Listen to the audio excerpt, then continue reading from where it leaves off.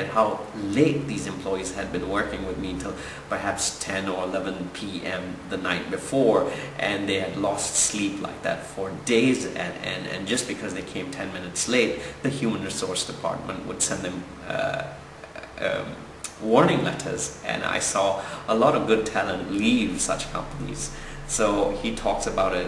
He says that at Ideal, the less we control our employees, the more we benefit from it, because we get more wild ideas, we get a greater pool of people who are willing to work for IDEO and willing to make IDEO a success in all the projects they work at IDEO for. Then he talks about the power of teamwork and how now companies, writers, and some of the best writers in the world are not really a singular phenomenon. It's a group of people that write scripts for big movies which sell. So Tom Kelly is trying to drive at that. Please make sure that you have ideas in teams, and then you can share these ideas with the teammates, and all the team members get to discuss these ideas in an open environment, and they share them, and they try to make sure that they have lectures, they have technology sharing sessions, they have they are open to the idea of sharing. And then he says hot teams and hot groups and dazzling teams, they need to look the part.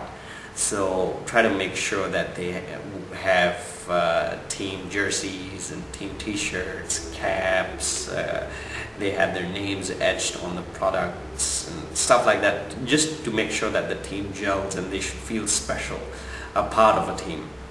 And try to abolish the word us versus them inside a company. Everybody is a team.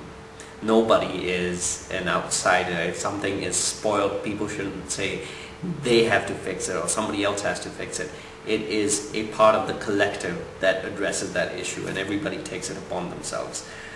There's a whole chapter on prototyping, and he talks about learning by building things, learning by doing things, and he says that's how great websites and web portals like Amazon came about, how on the fly learning was taking place as the founder of Amazon kept on trying new ideas to sell his books online, and that was prototyping of an idea as it was happening.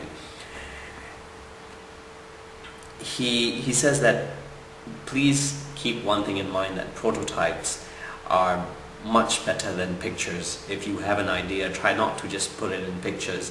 Have a rough prototype, a three-dimensional form of what you're trying to make, and use that three-dimensional form to explain, because that way people get much better ideas of how to work through things.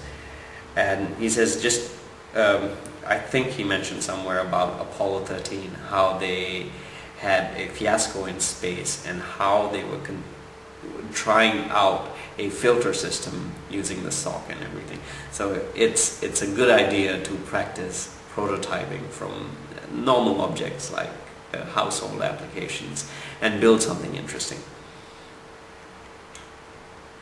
He talks about the workspace, how prototyping affects the workspace. There's a body language of the workspace.